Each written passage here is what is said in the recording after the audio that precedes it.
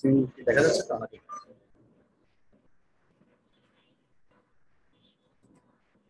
দেখা যাচ্ছে স্ক্রিন? জি স্যার। জি স্যার। নতুন একটা টপিক শুরু করবো রেডিয়েশন হিট ট্রান্সফারের, এবং এটা হচ্ছে লাইট সাইডে, মানে আমাদের প্র্যাকটিক্যাল ইন্ডাস্ট্রিতে যে সব কাজ হয়, আমাদের যেখান থেকে রেডিয়েশন হিট ট্রান্সফারটা ক্যালকুলেট করার দরকার হয়, সেই ধরনের একটা অ্যাপ্লিকেশনের ইস্যুতে আমরা আছে কথা বলবো। টাইটেলটা এখানে দেওয়া আছে, সেটা হচ্ছে হিট এক্সচেঞ্জ বিটুইন নন ব্ল্যাক বডিজ। তার মানে নন ব্ল্যাক বডিজ তো সবকিছুই, ব্ল্যাক বডি বলে কোনো কিছু নেই প্র্যাকটিক্যালি। সো নন ব্ল্যাক বডি সবই, সেক্ষেত্রে হিট এক্সচেঞ্জ বিটুইন নন ব্ল্যাক বডিজ আমরা এই টপিকটা আজকে শুরু করবো। এবং অঙ্ক আছে, আমরা আজকে চেষ্টা করবো অঙ্ক করার জন্য যদি সময় থাকে। এখন আমরা এই টপিকটা শুরু করার আগে আমাদের কয়েকটা অ্যাজাম্পশন, আমি গতকালকে কথা প্রসঙ্গে বলেছিলাম, কয়েকটা অ্যাজাম্পশন আমাদের মাথায় রাখতে হবে। তার মধ্যে প্রথম যে অ্যাজাম্পশনটা আছে যে all the surfaces are diffuse grey and uniform in temperature. ঠিক আছে, সো আমরা যেটা ধরে নিচ্ছি যে প্রথমে সেটা হচ্ছে যে এটা ডিফিউজ এবং এটা গ্রে। সো এটা ইউনিফর্ম এবং এটা চারদিক থেকে একই তোমার কি বলে ইন্টেন্সিটি হিসেবে বের হবে, এবং এট দ্য সেম টাইম ওয়েভলেন্থও তোমার প্রত্যেকটা ওয়েভলেন্থের হিসাবে থাকবে। এই যে ইস্যুগুলো সেটা আমরা এখানে প্রথমে কনসিডার করে নিলাম। তার পরবর্তী সেকেন্ড যে অ্যাজাম্পশন, সেটা ইম্পর্টেন্ট একটা, যেটা রিফ্লেকটিভ অ্যান্ড ইমিসিভ প্রপার্টিজ আর কনস্ট্যান্ট। মানে আমরা জানি প্রত্যেকটা বডি থেকে ইমিসিভ হবে, রেডিয়েশন হবে, সেটা আমরা বলেছি ইমিসিভ, আর একটা হচ্ছে রিফ্লেক্ট হবে, তার উপর কোনো একটা হবে, তার একটা পোর্শন সে রিফ্লেক্ট করবে, সেই পোর্শনটা আমরা বলেছি যে কনস্ট্যান্ট প্রপার্টিজ, এটা হচ্ছে কনস্ট্যান্ট। তার মানে আমরা যে ইমিসিভিটি যে এপসাইলন, যেটা আমরা যেটা রো ধরেছিলাম সেটা কনস্ট্যান্ট। সো এরপরে আমরা যেটা আরেকটা যেটা করেছি সেটা হচ্ছে যে রেডিওসিটি আর ইররেডিয়েশন আর ইউনিফর্ম ওভার ইচ সারফেস। তার মানে আমাদের রেডিওসিটি কি আমরা সেটা জানি, আমরা ইররেডিয়েশন কি সেটাও জানি। আমি আবার একটু ক্লারিফাই করি যে ইররেডিয়েশনটা হচ্ছে যে ইনসিডেন্ট, তার মানে কোনো একটা বডির উপরে যে পরিমাণ রেডিয়েশন পড়ছে সেটাকে আমরা বলছি ইররেডিয়েশন। আর রেডিওসিটিকে আমরা বলেছি যে তার মধ্য থেকে বডি থেকে যে পরিমাণ ইমিসিভ হবে সেটা প্লাস তার উপরে যেটা পড়েছিল ইররেডিয়েশনে তার যে একটা অংশ রিফ্লেক্ট হবে, সেই রিফ্লেক্ট দুটোর যোগফলকে আমরা বলেছিলাম রেডিওসিটি। সেটা বলেছে এখানে ইউনিফর্ম ওভার ইচ সারফেস। এই তিনটা কনসিডারেশনের পরে আমরা দুটো সংজ্ঞা আবার ক্ল্যারিফাই করি। আমরা জি দ্বারা প্রকাশ করেছিলাম ইররেডিয়েশন, বড় হাতে জি দ্বারা প্রকাশ করেছিলাম ইররেডিয়েশন, এবং বড় হাতে জে দ্বারা প্রকাশ করেছি রেডিওসিটি। So irradiation হচ্ছে যে total radiation incident upon a surface per unit time and per unit area, এটা আমরা বলেছিলাম বড় হাতের জি বা ইররেডিয়েশন। আর বড় হাতের জে যেটা, সেটা ছিল রেডিওসিটি, সেটা হচ্ছে total radiation that lives A surface per unit time per unit area. Total যে যেটা বেরোচ্ছে সেটা কি দুটো অংশ ছিল, একটা ছিল ইমিসিভ প্লাস আরেকটা ছিল রিফ্লেক্টিভ, দুটোর যোগফলকে বলা হয়েছিল রেডিওসিটি। এতটুকু আমাদের আগের পড়ার মধ্যে পড়ে, আমরা আজকে এখান থেকে শুরু করব। এখানে এই ছবিটা প্রথমে বাম দিকের ছবিটা একটু ভালো মতো খেয়াল করো, ডান দিকের ছবিটা আমরা পরে আসবো, বাম দিকের ছবিটা একটু খেয়াল করো। আমার এই একটা সারফেস প্লেট বা ফ্ল্যাট সারফেস আমি ধরে নিলাম প্রথমে, ঠিক আছে, তার উপরে ইনসিডেন্ট হচ্ছে, তার মানে রেডিয়েশন এসে পড়লো, সেটা হচ্ছে বড় হাতের জি বা ইররেডিয়েশন, সেটা পড়লো। তারপরে এই বডি থেকে এখানে সেটার একটা অংশ কি হবে, অ্যাবজর্ব করবে, একটা অংশ রিফ্লেক্ট করবে এবং কিছুটা ট্রান্সমিট করবে, ঠিক আছে, বা ভেদ করে চলে যাবে। সো আমরা সেখান থেকে যদি বলি এই বডির যে অংশটা রিফ্লেক্ট করবে সেটা একটা পার্ট, আর এখান থেকে যেটা ইমিসিভ হবে সেটা আরেকটা পার্ট, এই দুটোর যোগফলকে আমরা বলেছি রেডিওসিটি জে, বড় হাতের জে। এবং আমরা যদি খেয়াল করে দেখি যে আমাদের এখান থেকে যে এটা বের হবে, ইমিসিভ হবে যেটা, সেটা ব্ল্যাক বডির সাথে আমরা যদি কম্পেয়ার করি তাহলে ইমিসিভিটি দিয়ে গুণ করলে আমরা সেটা পেয়ে যাই, মানে এপসাইলন ইনটু ইবি। ইবি হচ্ছে ব্ল্যাক বডির যে ইমিসিভ পাওয়ার, সেটা তার সাথে আমরা যদি এপসাইলন যদি গুণ করি বা ইমিসিভিটি যদি গুণ করি তাহলে এই বডি থেকে কি পরিমাণ ইমিসিভ হচ্ছে সেটা বের করা যায়।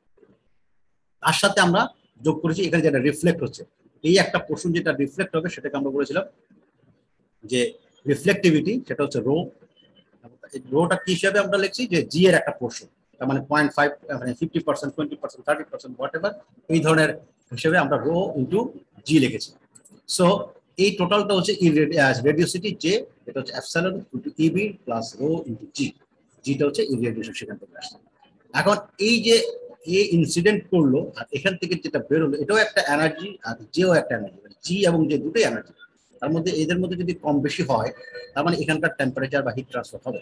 ঠিক আছে, সেটাকে আমরা বলছি যে কি পরিমাণ হিট ট্রান্সফার হবে, সেটা হচ্ছে Q by A equals to J minus G, J minus জি।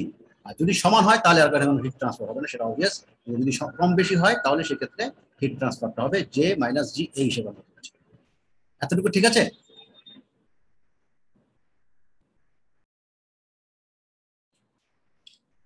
ঠিক আছে, এতটুকু এতটুকু ঠিক আছে তোমাদের কাছে?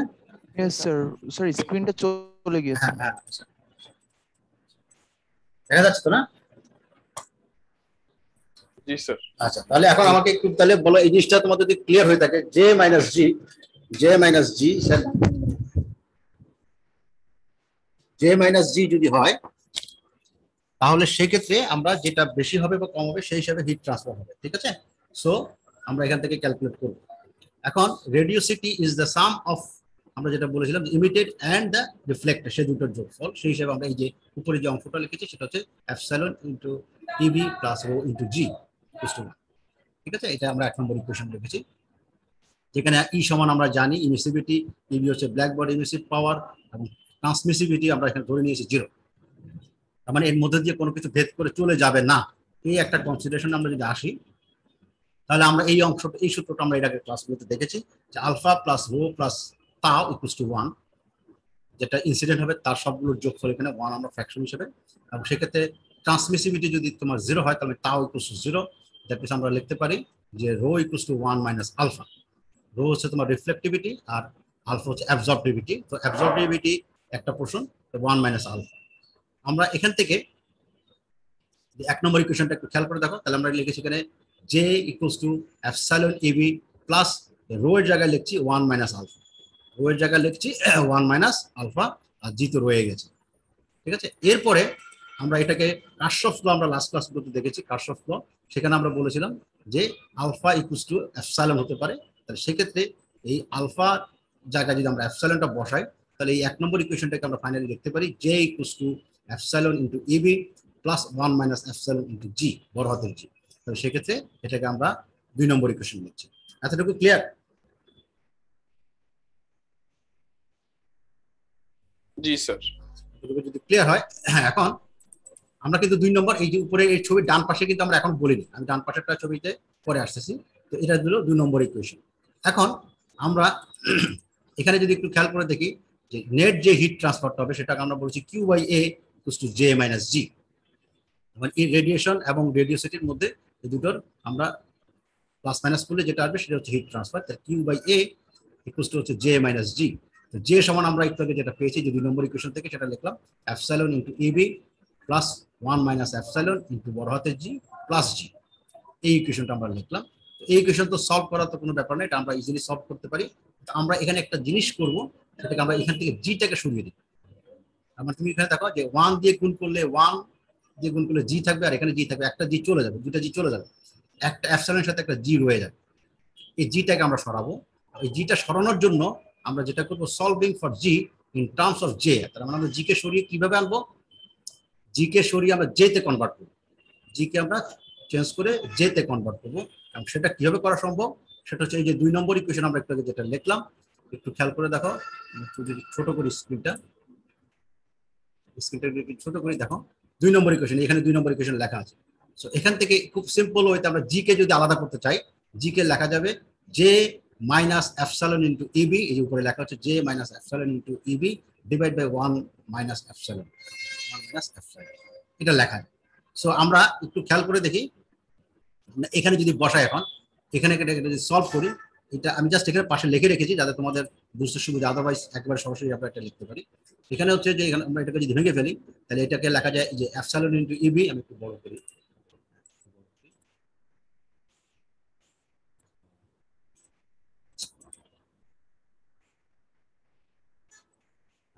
এখানে আমরা যদি এখানে যদি আমরা এটাকে লিখি এই যে epsilon EB plus 1 minus epsilon into G minus G, এই অংশটুকু আমরা এখানে লিখলাম। এটাকে যদি সলভ করি, একটু আগে যেটা বললাম যে জি একটা চলে যাবে, জি একটা চলে যাবে, তাহলে মাইনাস থাকবে মাইনাস এপসাইলন জি। এই জি জায়গায় আমরা এখন এই মানটা বসাবো, জি জি এর জায়গায় এই মানটা আমরা বসাবো। এই মানটা আমরা যদি বসাই তাহলে এখানে আসবে এই যে জি এর জায়গায় এখানে এপসাইলন তো রয়ে গেছে, আর জি এর জায়গায় যদি আসবে কি J minus epsilon EB divide by 1 minus epsilon M. এটাকে তুমি যদি সিম্পল করো, সিম্পলিফাই করা শুরু করো, তাহলে এখানে এটাকে করার পরে লাস্টে যেটা আসে সেটা হচ্ছে এই term epsilon by 1 minus epsilon into EB minus G, এই অংশটুকু আসে ইবি মাইনাস এটা। এতটুকু ক্লিয়ার হয়েছে? এটা তো নিশ্চয়ই বুঝবো, যেটা লসাগু করে আমরা সিম্পলিফাই করেছি সেটা পেয়েছি। তাহলে epsilon divide by 1 minus epsilon into EB minus J. So আমরা এই 2 নম্বর ইকুয়েশন থেকে লাস্টে যেটা পেতে পারি যে এখানে যে Q by A equals to J minus G, সেখান থেকে সিম্পলিফাই করলে আলটিমেটলি আমরা এই অংশটুকু 3 নম্বর ইকুয়েশনে আমরা আসছি যে Q equals to epsilon A 1 minus epsilon EB minus J, এই অংশটুকু। এবং এই এটাকে আমরা যদি আরেকটু নিচে নিয়ে আসি তাহলে এটাকে লেখা যায় EB minus J divide by 1 minus epsilon divide by epsilon A. এতটুকু কি ক্লিয়ার হয়েছে কিনা একটু আমাকে কষ্ট করে বলো। Yes, sir. তাহলে এখন এই জিনিসটা তোমার সাথে তোমার খুব পরিচিত হওয়ার কথা। আমরা এর আগে হিট ট্রান্সফারের ক্ষেত্রে কন্ডাক্টিভ হিট ট্রান্সফার যখন থেকে আসি বা কনভেক্টিভ হিট ট্রান্সফার যখন থেকে আসি তখন এই ধরনের একটা ইকুয়েশন আমরা রেজিস্ট্যান্স, ভেরি গুড, এটা রেজিস্ট্যান্স। তার মানে এই নিচের অংশটুকু এটা সিম্পল একটা রেজিস্ট্যান্স। তাহলে ইবি এবং জে এটা হচ্ছে পোটেনশিয়াল ডিফারেন্স, আর এই অংশটুকু হচ্ছে রেজিস্ট্যান্স। তাহলে 1 minus epsilon divide by epsilon A, এটাকে আমরা বলছি রেজিস্ট্যান্স। ক্লিয়ার? সো আমাদের জন্য খুবই এখন সহজ হয়ে গেল। আমরা যদি পোটেনশিয়াল ডিফারেন্সটা কোনোভাবে জানি, ইবি জানি বা জে যদি বের করতে পারি বা জানা থাকে, তাহলে আমরা এখান থেকে এপসাইলন দিয়ে আমরা অতটুকু রেজিস্ট্যান্স দিয়ে আমরা এখান থেকে কিউ বের করতে পারবো, যেটা কন্ডাক্টিভ হিট ট্রান্সফারে করে আসছো, কনভেক্টিভ হিট ট্রান্সফারে করে আসছো। ঠিক আছে? সো এখন আমাদের এই ইয়েতে আমরা যেটাকে বললাম যে ডেনোমিনেটর যেটা আছে সেটাকে আমরা বলছি রেজিস্ট্যান্স, আর উপরেরটাকে আমরা বলছি নিউমারেটরকে আমরা বলছি তোমার নিউমারেটরকে আমরা বলছি যেটাকে পোটেনশিয়াল ডিফারেন্স। সো এই যে রেজিস্ট্যান্স যেটা আমরা এর আগে কন্ডাক্টিভ রেজিস্ট্যান্স বলেছি বা কনভেক্টিভ রেজিস্ট্যান্স বলেছি, এখানে যেটা আমরা এটাকে বলবো এটা হচ্ছে সারফেস রেজিস্ট্যান্স। এটার নাম হচ্ছে surface resistance 1 minus epsilon divide by epsilon by A, এটাকে আমরা বলছি সারফেস রেজিস্ট্যান্স। সেই হিসাবে আমরা এটা বলবো। এখন তুমি আমার এই প্রথম ছবিটা আবার খেয়াল করো, আমরা যে ছবিটা স্কিপ করে আসি এখান থেকে। সো এই হচ্ছে আমার ছবিটা, এই হচ্ছে পোটেনশিয়াল ডিফারেন্সের একটা বাম পাশ, হ্যাঁ, মানে V1 বা V2 এরকম যদি হয় পোটেনশিয়াল ডিফারেন্স ভোল্টেজ সেরকম, আর এই হচ্ছে রেজিস্ট্যান্স। সো এই হচ্ছে যে আমরা এখানে লিখেছি হিট ফ্লো হবে, এই একটা রেজিস্ট্যান্স পোটেনশিয়াল ডিফারেন্স এখানে যা থাকবে পোটেনশিয়াল যা থাকবে, এখানে আরেকটা যদি পোটেনশিয়াল হয় দুটোর মধ্যে যদি ডিফারেন্স থাকে তাহলে এটা হবে 1 মাইনাস এপসাইলন, এই রেজিস্ট্যান্স হবে 1 মাইনাস এপসাইলন বাই এপসাইলন। এতটুকু ক্লিয়ার হয়েছে কিনা বল? Yes, sir. স্যার। এই হলো আমাদের কন্ডাক্টিভ হিট ট্রান্সফারের মতোই একই জিনিস। এখানে নতুনত্ব বলতে কেন কিছু নেই, শুধু এই টার্মগুলো শুধু চেঞ্জ হয়েছে, বাকি সবই একই রকম আমাদের হিসাবের মধ্যেই পড়ে। ঠিক আছে? এটা গেল একটা কেস। সেকেন্ড আমরা আরেকটা কেস আজকে দেখবো, এটা আরেকটা ইম্পর্টেন্ট ইস্যু, এটার সাথেই একই সাথে থাকবে, দুটো একসাথে থাকবে এই ইস্যুগুলো। এটা হচ্ছে now consider radiation energy exchange by two surface. আমরা যেটা এখন করলাম সেটা হচ্ছে একটা বডি থেকে, আবারও ছবিটা খেয়াল করো, কনসেপ্ট ক্লিয়ার করে দিল। এই আমরা কিন্তু এখানে একটা সারফেস দেখিয়েছি, এই একটা সারফেসের মধ্যে এই রেডিয়েশন হচ্ছে, মানে পড়লো আবার এখান থেকে বের হয়ে গেলো, তার মানে এই সারফেস রিলেটেড কথাবার্তা আমরা বলছি। এই একটা সারফেস, আমরা কিন্তু এই একটা সারফেস এটার কথাই বলছি। আমরা এরিয়া কিন্তু ওয়ান, মানে একটা এরিয়ার কথাই বলছি, অন্য কোনো এখানে আর কোনো বডি নেই, শুধু একটা বডি বা একটা সারফেসের জন্য আমরা কি পরিমাণ পড়লো আর তার থেকে কি পরিমাণ বেরোলো তার হিসাব নিকাশ করছি, সেই হিসাবে আমরা এই রেজিস্ট্যান্স করছি। কিন্তু প্র্যাকটিক্যালি আরেকটা ইস্যু আমাদের আসে সামনে, সেটা হচ্ছে যে দুটো বডির মধ্যে হয় যে একটা সারফেস থেকে বের হয়ে আরেকটা সারফেসে যাবে রেডিয়েশন, আমরা যেটা গতকালকে ক্লাসেও আমরা বলেছি। ঠিক আছে? গতকালকে ক্লাসেও আমরা বলেছি।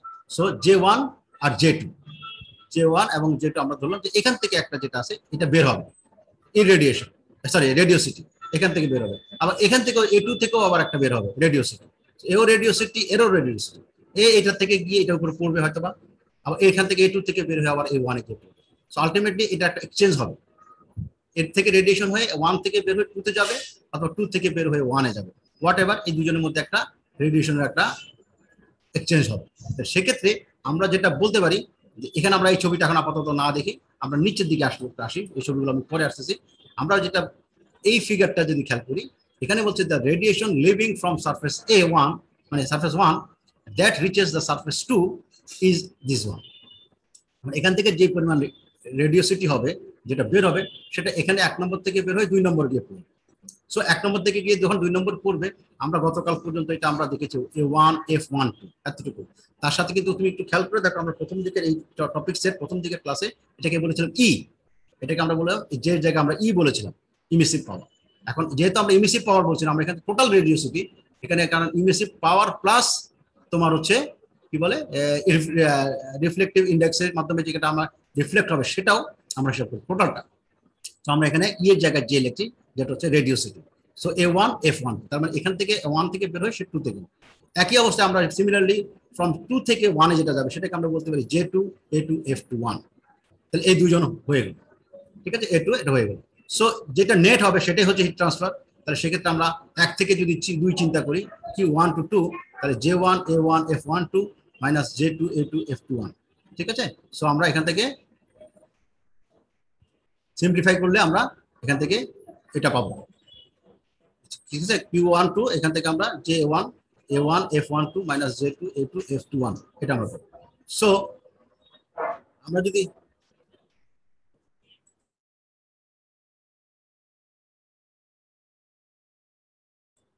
হ্যালো শোনা যাচ্ছে? Yes, sir. আচ্ছা আচ্ছা, 1 মিনিট একটু একটু হোল্ডে থাকতে হবে। আমি হ্যাঁ শোনা যাচ্ছে? হ্যালো হ্যালো, হ্যাঁ সরি আমি জি স্যার, শোনা যাচ্ছে। ঠিক আছে। আচ্ছা, আমরা যেটা বলছিলাম যে এখানে দুটো সারফেস, একটা সারফেস থেকে যেটা বের হবে সেটা আরেক সারফেসে গিয়ে পড়বে, আবার সেকেন্ড সারফেস থেকে বের হয়ে আবার প্রথম সারফেসে গিয়ে পড়বে। তাহলে আমরা দুটোর মধ্যে একটা যদি ডিফারেন্স থাকে তাহলে সেক্ষেত্রে এই হিট ট্রান্সফার আমরা করতে পারি।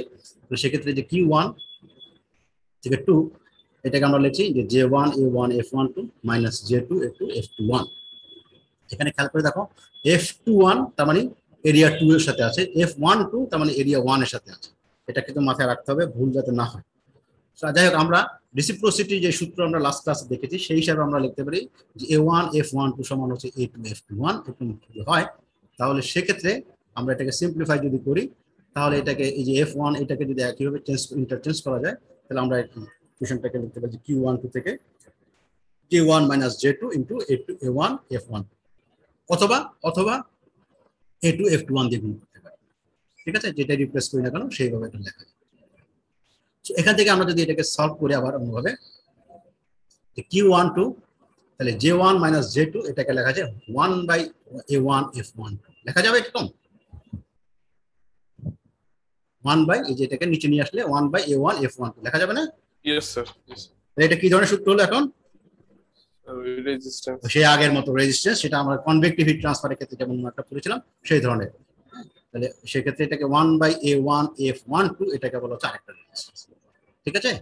আমরা এখন যদি এই ছবিটা দেখি এই যে এইটা, তাহলে J1 এই একটা বডি থেকে সেটা যেটা বের হচ্ছে রেডিওসিটি, আরেকটা বডিতে যেটা যাচ্ছে, এই দুটোর মধ্যবর্তী যেটা আছে সেটাকে আমরা বলছি স্পেস রেডিয়েশন, ঠিক আছে। এটা আমরা এখান থেকে যাচ্ছে A1 by A1 F1। So এইটাকে আমরা বলি স্পেস রেজিস্ট্যান্স। আমরা এর আগেরটা যেটা দেখেছিলাম সেটা কি ছিল, কি রেজিস্ট্যান্স? Surface resistance. একটা ছিল সারফেস রেজিস্ট্যান্স আর এখানে হচ্ছে স্পেস রেজিস্ট্যান্স। তার মানে এখন তুমি খুব ফিজিক্যালি তোমার চিন্তা করো, তোমার সামনে যে টেবিলটা আছে সেই টেবিল থেকে তোমার বডিতে আসছে রেডিয়েশন। তো প্রথমে যেটা হচ্ছে যে সে টেবিল থেকে বেরোতে হবে। টেবিল থেকে কিভাবে বেরোবে? আইদার সে প্রথমে ইমেসিভ হবে এবং এট দ্য সেম টাইম তার উপরে যা যা পড়েছিল সেখান থেকে একটা পোর্শন রিফ্লেক্টেড। তার মানে টোটাল জিনিসটা হচ্ছে রেডিওসিটি। সো তোমার এই জিনিসটা প্রথমে হিসাব করতে হবে যে সে তার এখান থেকে স্পেস থেকে, তার মানে সরি সারফেস থেকে কি পরিমাণ রেডিয়েশন হচ্ছে সেটা আগে আমাকে বেরোবে। সেজন্য স্পেস সরি সারফেস রেজিস্ট্যান্স দিয়ে আমরা সেটা ক্যালকুলেট করতে পারি। সেটা যখন বের হয়ে গেল তখন আমি সেখান থেকে আমি কি পাবো, আমার বডিতে আসছে। তার মানে সে মধ্যবর্তী জায়গায় কি করলো, সে স্পেসের মধ্যে কভার করলো। এই স্পেসটা সে ভেদ করে সে আমার শরীরে আসছে, তোমার শরীরে আসছে, এটা আমি কভার করবো। এই দুটো জিনিস আমাকে তখন মাথায় রাখতে হবে যখন আমরা রেডিয়েশনের ক্যালকুলেশন করবো। আমরা একটা এক্সাম্পল এখানে যদি একটা সেট করি, একটু যে now for example two surfaces আর দ্যাট এক্সচেঞ্জ হিট ট্রান্সফার মানে with each other by noting that হ্যাঁ by nothing else would be represented by the network। আমরা যেটা করি এই একটা বডি মনে করো তোমার টেবিল, আমি যদি বললাম এটা প্রথমটা আর এটা হচ্ছে তোমার বডি। সো তোমার টেবিল থেকে যেটা আসতেছে, টেবিল থেকে যেটা প্রথমে বের হয়ে সারফেসে আসলো, বডি থেকে মানে সলিড সারফেস বা বডি থেকে বের হয়ে সারফেসে আসলো, সেটা হচ্ছে যে এই স্পেস রেজিস্ট্যান্স, ঠিক আছে, স্পেস রেজিস্ট্যান্স। হ্যাঁ, এখান থেকে আমি এটা এখানে হিসাব করবো। তারপর আমার এই বডির টেবিলের সারফেস থেকে এটা এখন বের হওয়া শুরু হলো। বের হয়ে আমার বডি বা হিউম্যান বডিতে এখানে এসে সারফেসে গিয়ে পড়লো। এই হচ্ছে আমার স্পেস। তারপর আমার হিউম্যান বডি এটা অ্যাবজর্ব করলো, নিল এনার্জিটা, এটা আবার স্পেস। তার মানে যখন দুটো বডির মধ্যে আমরা যখন কনসিডার করব তখন তিনটা রেজিস্ট্যান্স আসতেছে। একটা হচ্ছে, দুটো হবে কি তোমার সারফেস রেজিস্ট্যান্স, আর তার মধ্যবর্তী একটা হবে স্পেস রেজিস্ট্যান্স। এই দুটো জিনিস হবে। তার মানে আমার এই একটা বডি, হ্যাঁ, তার মধ্যে থেকে যেটা বের হবে সেটা ইমিসিভ যেটা, বা সেখান থেকে একটা রেডিওসিটি পর্যন্ত আসলো, সেটা হচ্ছে স্পেসের মাধ্যমে, সরি আমি বারবার স্পেস বলতেছি, সারফেসের মাধ্যমে। সারফেস থেকে যখন আরেকটা সারফেস আছে সেটা হচ্ছে স্পেসের মাধ্যমে রেজিস্ট্যান্স, দেন স্পেস থেকে আবার যখন সারফেসে যাচ্ছে সেটা আবার সারফেসে এসে, তিনটা রেজিস্ট্যান্স। তো আমরা যখন হিসাব করতে যাই, এটা যেহেতু সিরিজে আছে তার তিনটা রেজিস্ট্যান্স যোগ করলে আমার হয়ে যায় আগের মতো আমাদের হিট ট্রান্সফারের প্রথম দিকের চ্যাপ্টারগুলোর মতো। আমরা এখান থেকে পোটেনশিয়াল ডিফারেন্সটা যদি জানি, তার সাথে আমরা যদি রেজিস্ট্যান্স দিয়ে ভাগ করি, টোটাল রেজিস্ট্যান্স বা ইকুইভ্যালেন্ট রেজিস্ট্যান্স, তাহলে আমাদের প্রবলেম সলভ হয়ে যাবে। কথাটা ক্লিয়ার হচ্ছে? Yes, sir. সো আমরা এই যে একইভাবে এই যে এখানে আমরা দেখিয়েছি যে এই যে EB1 মাইনাস EB2, এটা পোটেনশিয়াল ডিফারেন্স আমরা যদি জানি, তার সাথে আমরা ভাগ যদি করি টোটাল রেজিস্ট্যান্স, এটা যেহেতু সিরিজে আছে সবগুলোর যোগফল একটা একটা করে যোগ করলাম, যোগ করলে যাবে ভাগ, তারপরে এটা যদি টোটাল ক্যালকুলেশন করি এখান থেকে আমরা কি চলে আসবে। ঠিক আছে? এখন এখানে আরো ইজি করা সম্ভব। কি হবে, আমরা EB1 বা EB2 এটা সমান আমরা জানি, এটা EB হচ্ছে তোমার sigma into T to the 4, temperature কিন্তু পাওয়ার 4 হবে। আবার একই হবে এটা 2 এর জন্য হবে T2 টু দি 4, তাহলে এটা তোমার আমি সিগমা যদি কমন নেই তাহলে এটা ultimately T1 to the 4 minus T2 to the 4 এভাবে লেখা যেতে পারে। বাকি জিনিস আমার জানা থাকে। তো তোমার দুটো বডি যদি যাওয়া থাকে, হ্যাঁ, আমার শুধু টেম্পারেচার যদি জানা থাকে, then I can calculate all the things. ঠিক আছে? তোমার টেম্পারেচার বলে দিল 700 ডিগ্রি, টেম্পারেচার বলে 200 ডিগ্রি, হোয়াট এভার, সেই T1 আর T2 তুমি যদি ক্যালকুলেটে নিয়ে বাকি আমি শুরু করতে পারবো। আর সিগমা তো তোমার জানা আছে কনস্ট্যান্ট। আপনাকে আমি অঙ্কের মধ্যে যদি বলে দেই এপসাইলনের মান, দুটো বডির এপসাইলন 1 অথবা এপসাইলন 2 এরিয়া যদি দেওয়া থাকে বা ডাইমেনশন দেওয়া থাকে, তুমি A1 A2 বের করতে পারো। আর এই বাকি অংশটুকু আছে F1, যেটা আমরা গতকালকে ক্লাসে করেছি, যে শেপ ফ্যাক্টরটা বা ভিউ ফ্যাক্টরটা বা কনফিগারেশন ফ্যাক্টর যেটা আমরা বলেছিলাম সেটা আমাদের, সেটা আমাদের চার্ট আছে, আমাদের সূত্র আছে, আমাদের কিছু রুলস আছে, সেগুলো থেকে আমাদের কথা clear? Yes, Yes, sir. sir. ঠিক আছে। তো আমরা এই 5 নম্বর ইকুয়েশন পর্যন্ত আসলাম। এখন আমরা কয়েকটা প্রবলেমের ইস্যুতে আসবো, রিয়েল প্রবলেম যেগুলো। এই ধরনের কেস যদি হয়, এখানে একটা জিনিস দেখো যে আমরা 3 বডি ডায়াগ্রাম, আমরা 3 বডি বলি প্রবলেম, এটা 3টা বডি আছে। তার মানে মনে করো তোমার সামনে তোমার টেবিল, তুমি এবং তোমার সাথে মনে করো রুমটা, বা রুম যদি না বলি তোমার সামনে আরেকটা কোনো একটা অবজেক্ট, 3টা বডি, তার 3 জনের মধ্যে তো রেডিয়েশন হবে। এরকম এই জিনিসটা খুব কমপ্লেক্স হওয়া সম্ভব। অসংখ্য যদি অবজেক্ট নাও সেখানে আরো অনেকগুলো চলে আসবে। আমরা 3টা দিয়ে যদি বলি তাহলে সেক্ষেত্রে দেখো, এই হচ্ছে বডি 1, এই হচ্ছে বডি 2, এই হচ্ছে বডি 3, মানে আমার সারফেস মনে করো। এখান থেকে যেটা হবে সেটা সারফেস রেজিস্ট্যান্স হয়ে একটা আসবে, এটা হচ্ছে J1। আবার এখান থেকেও একটা যেটা আসবে সেটা হচ্ছে J2, এখান থেকে যেটা বেরিয়ে আসবে সেটা হচ্ছে J3। এরা 3 জনের মধ্যে স্পেসের মধ্যে এটা রেডিয়েশনটা হবে। 1 থেকে 2 এ যাবে, আবার 1 থেকে 3 এ যাবে, আবার 2 থেকে আবার 1 এ যাবে, 2 থেকে 3 এ যাবে, 3 থেকে 1 এ যাবে, 3 থেকে 2 এ যাবে। সবার মধ্যেই এরকম স্পেস রেজিস্ট্যান্স থাকবে। তো আমরা এখানে এটাকে বলছি সারফেস রেজিস্ট্যান্স, তারপর এটা স্পেস রেজিস্ট্যান্স, আবার এটা সারফেস রেজিস্ট্যান্স, আবার এখানেও একই হবে surface resistance, space resistance, space resistance, এইভাবে আমাদের থাকবে। তো আমরা এইখান থেকেই এই প্রবলেমগুলো একটা একটা করে সলভ করব। ঠিক আছে? সো এখানে কিছু রুলস আছে, সেই রুলসগুলো আমরা অবশ্যই মাথায় রেখে আমরা কাজ করবো, কারণ অঙ্ক করার সময় আমি দেখাবো এটা। এখন এখানে যেমন মনে করো heat exchange between 1 and 2, body 1 and 2 যেটা আমরা দেখাচ্ছি, স্কেলটা ছোট করি, 1 and 2। সো এই 1 থেকে 2 এর মধ্যে আমরা যদি হিসাব করতে যাই, তাহলে আমাদের এই 1 থেকে 2 এর জন্য যেটা হিসাব করতে হবে সেটা হচ্ছে যে এই যে J1 মাইনাস J2, তার মানে পোটেনশিয়াল ডিফারেন্স ডিভাইড বাই এই যে স্পেস রেজিস্ট্যান্স, সেটা আমরা হিসাব করি। একইভাবে আমরা যদি বলি হিট এক্সচেঞ্জ বিটুইন 1 and 3, তাহলে 1 and 3, তাহলে আমরা এখান থেকে J1 থেকে J2 3 এটা আমরা হিসাব করি। ঠিক আছে? এইভাবে আমরা বাকিটা করব। এখানে কয়েকটা পয়েন্ট খুব ভালো মতো খেয়াল করো, এটাই তোমার অঙ্কের জন্য মানে পরীক্ষার ক্রিটিক্যাল টাইপ যখন হবে তখন তোমাকে এটা মাথায় রাখতে হবে, কারণ কোশ্চেনের মধ্যে এই ধরনের কোনো ইনফরমেশন দেওয়া থাকবে কোনোভাবে। ঠিক আছে? প্রথমটা, হ্যাঁ, যেটা হচ্ছে for insulated surface, heat flow is zero. আমরা জানি কোনো হিট ট্রান্সফার হবে না, কোনো হিট বাইরে থেকে ভিতরে যাবে না, ভিতর থেকে বাইরে আসবে না, সেই ধরনের কেস। তখন potential difference across the surface is zero. আমি আবার এই ছবিটা একটু দেখাই। এই ছবিটাতে সাপোজ মনে করো এই বডিটা, সেকেন্ড বডিটা, এটা মনে করো ইনসুলেটেড করা আছে। তার মানে এখান থেকে কোনো হিট এর ভিতরে যাবে না, বা এখান থেকে কোনো হিট এর বাইরে আসবে না, এতটুকু তো আমরা এনশিওর করতে পারি যেহেতু এটা ইনসুলেটেড করে। তখন হবে কি, এই J2 সমান হবে EB2, কারণ এটা এই EB2 এবং J2 এটা সমান হবে, কারণ এটার মধ্যে কোনো হিট ট্রান্সফার ভিতরে হচ্ছে না। হ্যাঁ, তাহলে সেক্ষেত্রে এই J2 সমান EB2 ধরা যাবে। তো সেটা এখানে বলা হয়েছে যে for the insulated surface heat flow is 0, that is potential difference across the surface is 0, তার মানে J সমান EB, এটা ধরা হয়েছে। ঠিক আছে, এটা হলো একটা কেস। তার মানে ইনসুলেটেড সারফেসের ক্ষেত্রে আমরা এই জিনিসটা ধরে নেব। যখনই তোমার অঙ্কের মধ্যে কোশ্চেনের মধ্যে বলে ধরা থাকবে যে এটা ইনসুলেটেড, এই সারফেসটা বা এই বডিটা ইনসুলেটেড, তখন J সমান EB ধরে নেব। তার মানে আমি যখন ডায়াগ্রাম ড্র করব তখন আমি এই EJ সমান EB, এইটা আমার আসলে লাগতেছে না, এই জায়গাটুকু আমার লাগছে, এটাই J সমান EB।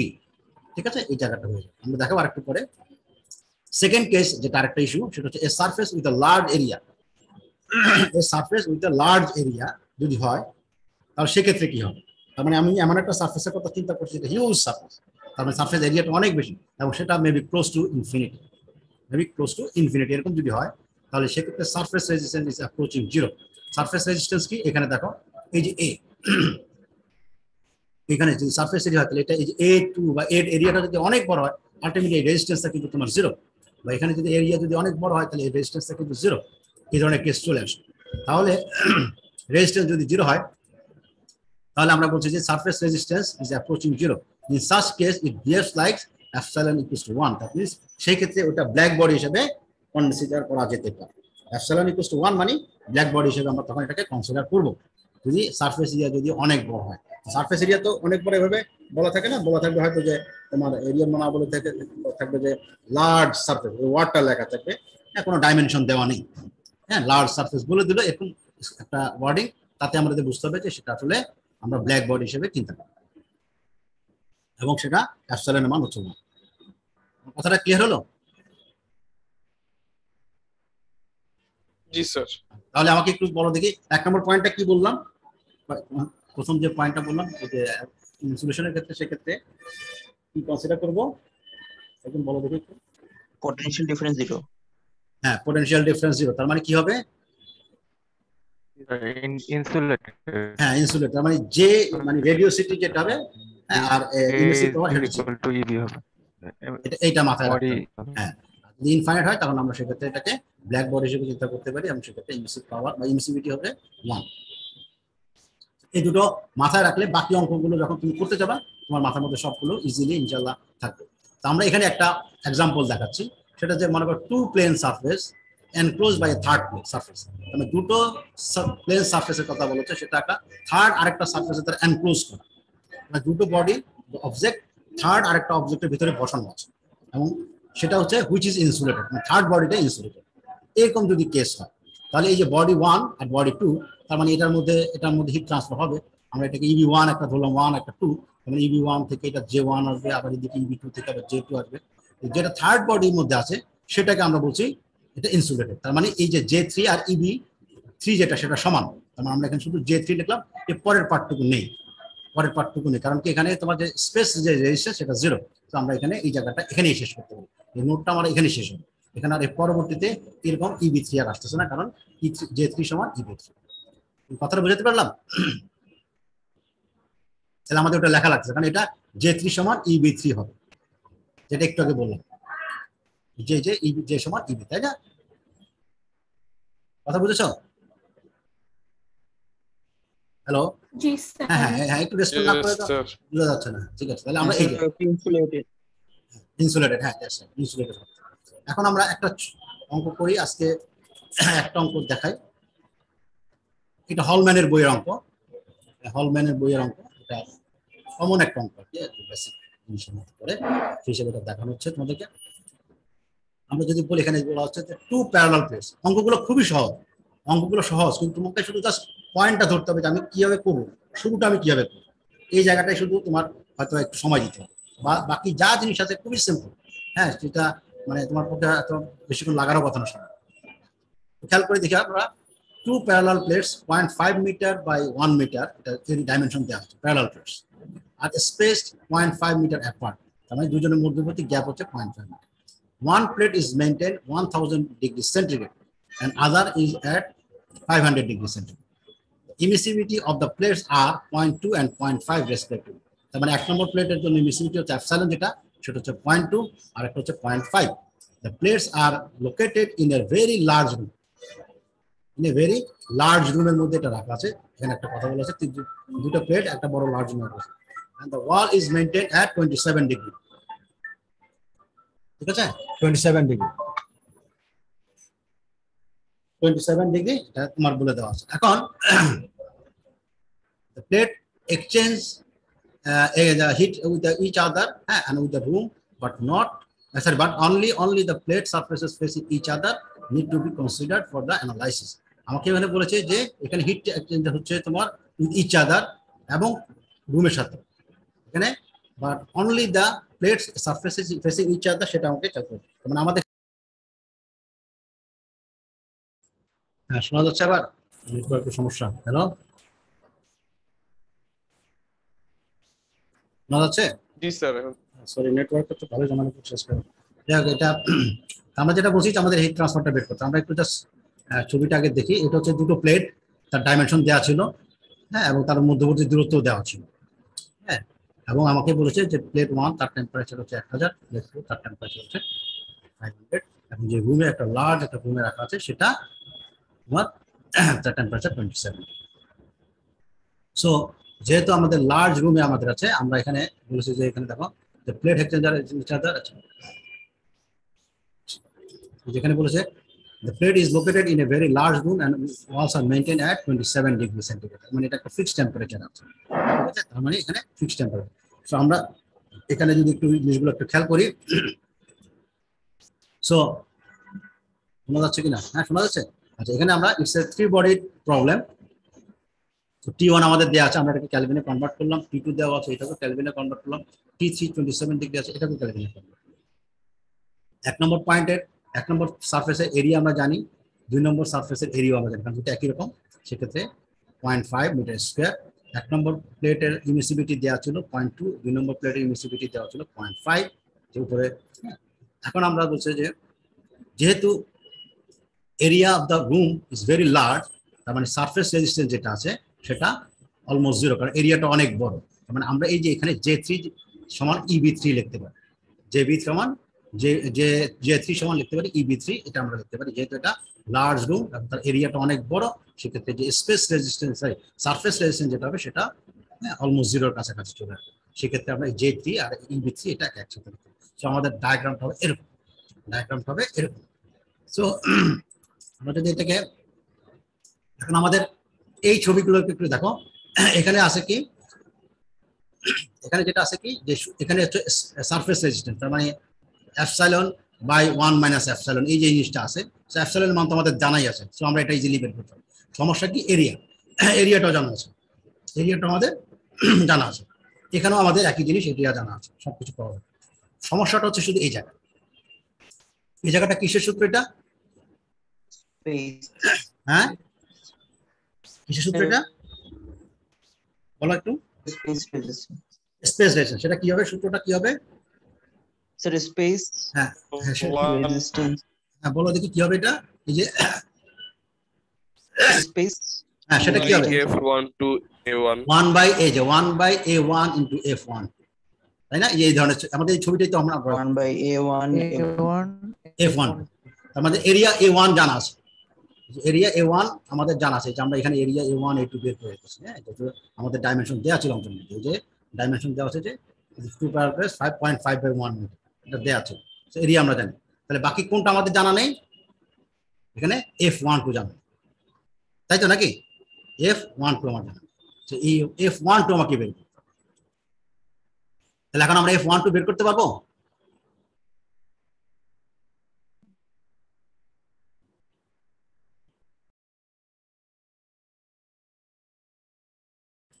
F12 কিভাবে বের করবা?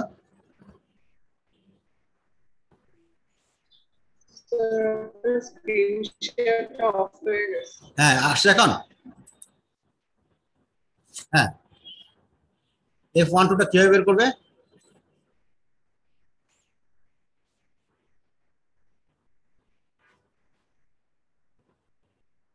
রুল দিয়ে রুল দিয়ে গতকাল হ্যাঁ বলো দেখি, একটু কেউ ধরতে পারো কিনা? রুল তো করবো, কিভাবে করবো সেটা একটু বলো দেখি। আমাকে তো পরীক্ষা নিজেই করতে হবে, কিভাবে করবো? সুপারপজিশন হবে। আর কেউ? Sir, reciprocity. না, আচ্ছা, আমরা খুব সিম্পল ওয়েতে প্রথম দিন যেটা করেছিলাম, আমাদের একটা চার্ট দেওয়া ছিল, মনে আছে? দুটো প্লেটের মধ্যে, মনে আছে? মনে আছে? জি স্যার। হ্যাঁ মনে আছে নাকি দেখাবো আবার?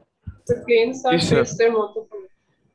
হ্যাঁ So, তিনটা সারফেস দেখিয়েছেন, প্লেন সারফেস, আচ্ছা আচ্ছা, আমি সে চার্টটা দেখাই তাহলে তোমাদের যদি মনে পড়ে। আমরা এই চার্টটা দেখিয়েছি লাস্ট ক্লাসে।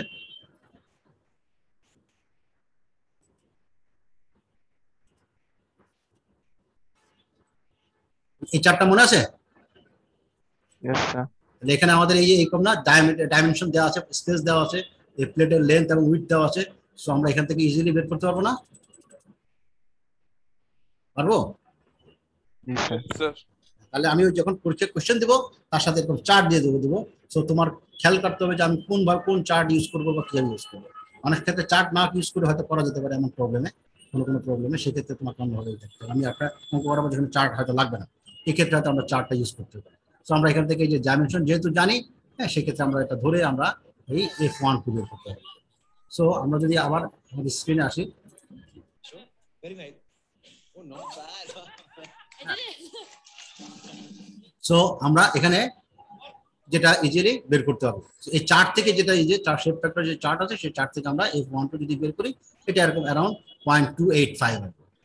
ঠিক আছে, এখন তুমি দেখো এটা যেহেতু 1 থেকে 2 এ যেটা আসবে সেটা হচ্ছে 0.285, 0.285। এটা যদি হয় 1 থেকে 2 তে, তো 2 থেকে তো একই রকম হবে, তাই না? সমান সমান হবে না? কারণ 1 থেকে 2 যেভাবে আছে, যে অবস্থায় আছে, 2 থেকে একই অবস্থায় আছে না, কারণ প্যারালাল আছে। কথা বোঝা গেল? একই ডাইমেনশন, একই জিনিস।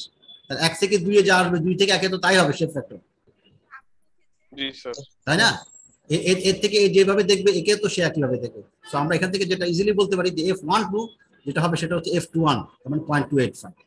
সো এখন আমরা যদি বলি এখান থেকে ছবিটা একটু খেয়াল করো, এই চারপাশে রুম আছে, তাহলে টোটাল এখান থেকে যা বের হবে তার 0.285 এখানে যাবে, তাহলে বাকি অংশ কোথায় যাবে? রুমে যাবে না? সামেশন রুল পে করতে হ্যাঁ, সামেশন রুল। তাহলে এখান থেকে যা বেরোবে সেটা যোগফল 1 হবে, তাহলে যাচ্ছে কোথায়? একটা 1 এ যাচ্ছে, একটা 3 এ যাচ্ছে। সো তাহলে 1 এ যেটা গেল সেটা থেকে যদি আমরা টোটাল 1 থেকে যদি এটা বিয়োগ করি তাহলে 3 এরটা আমরা পেয়ে যাবো। তো সেটা আমরা এখানে করেছি যে F13 সমান হচ্ছে 1 মাইনাস F12, তো আমরা এখান থেকে পেয়ে গেছি। আবার একইভাবে F2 to 3 যেটা সেটা আমরা বের করেছি। সো আলটিমেটলি আমরা এই তিনটা জিনিসই বের করেছি এই সূত্র অনুযায়ী, যে এখানে যেমন দেখেছি। এখানে 1 থেকে 2 এর জন্য একটা, 1 থেকে 3 এর জন্য একটা, 2 থেকে 3 এর জন্য একটা, প্রত্যেকটা আমরা বের করে ফেলেছি। সো বের করে আমরা এই শেপ ফ্যাক্টরগুলো বের হয়ে গেছে। শেপ ফ্যাক্টরগুলো যদি বের হয়ে যায় তাহলে আমাদের এখন বাকি কাজ তো আমরা শুধু রেজিস্ট্যান্স বের করব, এই যে সারফেস রেজিস্ট্যান্স আর স্পেস রেজিস্ট্যান্স। এই সারফেস রেজিস্ট্যান্সগুলো আমরা বের করেছি, স্পেস রেজিস্ট্যান্সগুলো আমরা প্রত্যেকটা বের করেছি। এখানে 1টা 2টা 3টা 4টা 5টা বের করা হয়েছে। দেখো এখানে 5টা কি হবে, এই যে 5টা, এই হচ্ছে একটা সারফেস রেজিস্ট্যান্স, এই হচ্ছে একটা, এই আরেকটা সারফেস, দুটো সারফেস রেজিস্ট্যান্স আর 3টা হচ্ছে স্পেস রেজিস্ট্যান্স, টোটাল 5টা। এই 5টা আমরা এখানে বের করেছি। ঠিক আছে, এই যে 5টা বের হয়ে গেছে। সো এখন আমরা ক্যালকুলেট করব। এখন আমরা ক্যালকুলেশনের ক্ষেত্রে একটু মজার জিনিস আছে, সেটা তোমরা জানো অবশ্যই। হ্যাঁ, এখন শুধু পরীক্ষার সময় এটা মাথায় রেখে করতে হবে। আচ্ছা, আমরা কি করব? আমরা নোড হিসাবে করব। আমরা ইলেকট্রিক্যাল সার্কিট করেছি, হ্যাঁ হ্যাঁ, বিভিন্ন রকমের ন্যাটন থিওরেম, থেভেনিন থিওরেম, বিভিন্ন রকমের তোমরা সূত্র দিয়ে অঙ্কন অনেক কিছু করেছো। আমরা নোডের হিসাবে করব। আমাদের এখানে নোড আছে 3টা। আমি প্রথমে এই যে J1 এই নোডটাকে যদি কনসিডার করি, তাহলে এখান থেকে যা ঢুকবে সেগুলো সবগুলো যোগফল 0 হবে, সেগুলো সবগুলো যোগফল 0 হবে। তো সেই ক্ষেত্রে একটা EB1 থেকে J1 এটা একটা, J2 থেকে J1 এটা আরেকটা, আর J3 থেকে J1 একটা, এই তিনটার যোগফল 0। ঠিক আছে, নোড হিসাবে আমরা সেই নোড হিসাবে আমরা এখানে ক্যালকুলেট করব।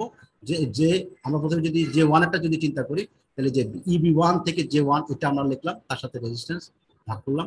J2 থেকে J1 তার সাথে আমরা রেজিস্ট্যান্স দিয়ে ভাগ করলাম। আবার B3 থেকে J1 এ আবার আসলাম, তাকে আমরা রেজিস্ট্যান্স ভাগ করলাম, টোটালটা 0 হবে। সো এখানে তোমার সব মান জানা আছে, যেটা যেটা জানা নেই সেটা ছাড়া সব মান জানা আছে, সেগুলো তুমি লিখতে পারো। একইভাবে আমরা যদি নোট 2টা চিন্তা করি, এটা ক্লিয়ার লেখাটা, আমি ঝাপসা আসেনি। নোট 2টা যদি আমি চিন্তা করি J2, তাহলে J1 থেকে J2 তে আসছে একটা, আবার যে B3 থেকে J2 তে আসছে একটা, আবার EB2 থেকে একটা EJ2 তে আসছে একটা। ছবিটা আবার খেয়াল করো, ছবিটা আবার খেয়াল করো, এই যে J2, তাহলে এই যে J1 থেকে J2 তে আসছে, J3 থেকে J2 তে আসছে, আর EB2 থেকে J2 তে আসছে। আমরা সেইভাবে যদি চিন্তা করি সবগুলোর যোগফল 0 হবে, সবগুলোর যোগফল আমরা এখানে 0 লিখি, ঠিক আছে? J1 থেকে J2, EB3 থেকে J2 এবং EB2 থেকে J2, এই আমরা যদি লিখি এবং তার নিচে যদি আমরা রেজিস্ট্যান্স গুলো বসাই, আলটিমেটলি আমরা সব জিনিসগুলো জেনে যাব। এখানের মধ্যে আমাদের অলরেডি EB3, EB1, EB2 জানা আছে, কারণ আমরা কি টেম্পারেচার যেহেতু জানি, তার মানে আমরা সিগমা দিয়ে গুণ করলে এখানকার আমরা এই ইমিসিভ পাওয়ারটা পেয়ে যাব। সো এখানে সবগুলো আমার মান জানা আছে, বাকি থাকে কি শুধু J1, J2। এখানেও একই অবস্থা হবে, J1, J2, ঠিক আছে? সো দুটো ইকুয়েশন, দুটো unknown, so you can solve it, ঠিক আছে? আরেকভাবে যদি আমরা চিন্তা করি, এখানে হিট ট্রান্সফার যেটা Q1 থেকে কি পরিমাণ হিট ট্রান্সফার হলো, মানে 1 নম্বর সারফেস থেকে কি পরিমাণ হিট ট্রান্সফার হলো, সেটা হচ্ছে এই যে এখানে 1 নম্বর সারফেস থেকে কি পরিমাণ ট্রান্সফার হলো, এটা হচ্ছে এই যে EB1 - J1, এখান থেকে যে পরিমাণ হিটটা গেল সারফেসে, সেটা হচ্ছে হিট ট্রান্সফার। সো আমরা EB1 আর J1 এই দুটোর মধ্যবর্তী যদি হিসাবটা করি, তাহলে Q1টা পাবো, সেটা আমরা এখানে দেখাচ্ছি যে এখানে Q1 ইকুয়ালস হচ্ছে EB1 - J1 divide by surface resistance. তারপর আমি এখানে যদি ক্যালকুলেট করি, তাহলে এটা আসবে তোমার 14.425। তাহলে 1 নম্বর বডি থেকে এই পরিমাণ সারফেসে হিটটা ট্রান্সফার হবে। একইভাবে 2 নম্বর যে সারফেসটা আছে সেখান থেকে হিট ট্রান্সফার হবে, সেটা কত, EB2 থেকে J2 সারফেসে চলে আসলো, সেখানে সারফেস রেজিস্ট্যান্স ভাগ করলাম, আর এখানে 2.594 আসছে, সেটা হচ্ছে হিট ট্রান্সফার। এইটাই কোথায় যাবে? এটাই যাবে তোমার লার্জ রুমে। রুম চাইলে কি এগুলো রিসিভ করবে, সেটা রিসিভ করবে কি হবে সেটাও আমরা যদি বসাই, তাহলে J1 - J3 সেখানে স্পেস রেজিস্ট্যান্সের মাধ্যমে আসবে, আবার J2 থেকে J3 সেখানেও স্পেস রেজিস্ট্যান্সের মাধ্যমে আসবে। দুটো যোগ করলে যেটা আসবে সেটা হচ্ছে 17.02। এখন তোমার প্র্যাকটিক্যালি তুমি যদি চিন্তা করো, বা এখানে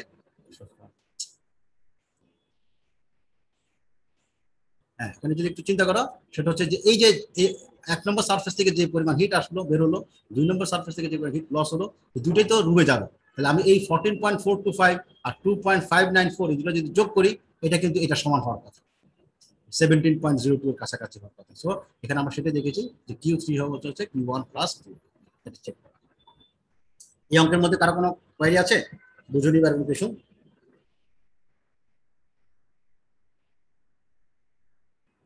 হ্যালো,